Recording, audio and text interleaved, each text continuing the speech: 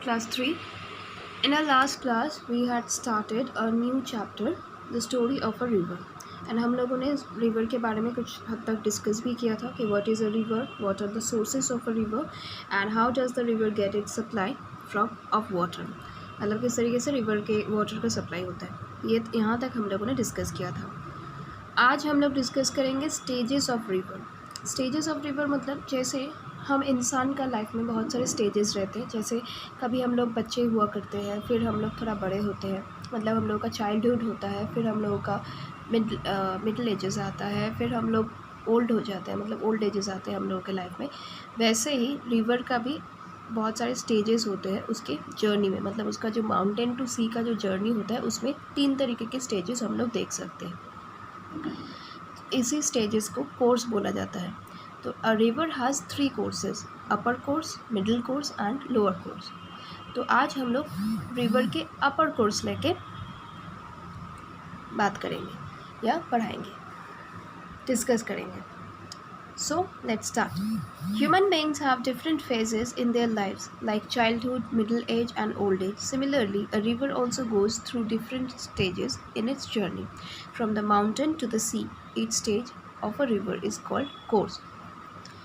In its upper course, in the mountains where it starts its journey, the river is like a playful child. It is small in size and flows at a great speed. Due to its speed, it breaks down rocks and carries soil, sand, and small rocks. It cuts and curves out valleys with steep sides as it flows very swiftly. When the river falls over a steep slope, it forms waterfall. तो क्या बोल रहे हैं कि river का जो अपर course होता है वो बेसिकली इसकी एकदम स्टार्टिंग पॉइंट से ही स्टार्ट होता है, और इसके अपर कोर्स में रिवर मेनली माउंटेनस रीजन से बहती है. तो रिवर अपने अपर कोर्स में बिल्कुल एक बच्चे की तरह होते हैं. एक बच्चे जैसे प्लेफुल होते हैं अपने चाइल्डहुड में, तो एक रिवर भी बहुत प्लेफुल रहता है लाइक अ चाइल्ड. एंड इसका साइज़ भी छोटा रहता है, स्ट्रीम का साइज़ भी छोटा रहता है, एंड ये बहुत स्पीड से बहती है माउंटेनस एरियाज से. तो इसके स्पीड के कारण इसके सामने कोई भी रिलीफ, मतलब कोई भी माउंटेन हो या वैलीज़ हो, कुछ भी अगर आ जाता है तो उसको चीर के रिवर बह जाती है वहाँ से, और जिसकी वजह से वहाँ पे नए शेप के ग्राउंड्स बनने लगते हैं या नए शेप के रिलीफ्स हम लोग देख सकते हैं. क्योंकि ये स्पीड से बहती है इसीलिए इसके सामने जो भी ऑब्स्टैकल्स रहता है, मतलब लाइक माउंटेन्स एंड वैलीज़ जो भी इसको मिलता है, क्योंकि वो इसको चीर के निकल जाता है, तो इसके साथ साथ वहाँ का रॉक, स्टोन, सैंड, ये सब कुछ भी उसके साथ बह जाती है. When the river falls over a steep slope, it forms waterfall. जब एक रिवर बहुत ऊंचाई से नीचे की तरफ जंप करती है या नीचे की तरफ गिरती है, तो उसके वजह से वाटरफॉल फॉर्म होता है. Some of the famous waterfalls are Niagara Falls in the USA and Jog Falls in India. As the river flows further, it is joined by smaller rivers called tributaries. For example, Ganga, Ghagra, Yamuna, and Gomti are tributaries of the Ganga. The main work of the river at this stage is erosion, wearing away of rocks and stones, and transportation, carrying the broken material with it.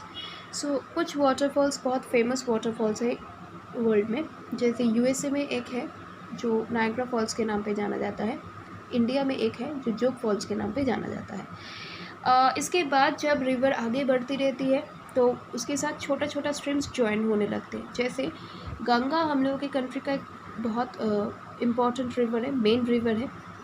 उसके कुछ tributaries है जैसे Ghaghara, Yamuna and Gomti. तो upper stage में basically river का 2 काम होता है. एक इरोशन, मतलब अपने साथ रॉक्स एंड स्टोन्स को बह के लेके जाना, उसको मतलब क्योंकि वो रिवर बहुत स्पीड से बहती है तो रॉक्स एंड स्टोन्स उसके साथ बह जाती है.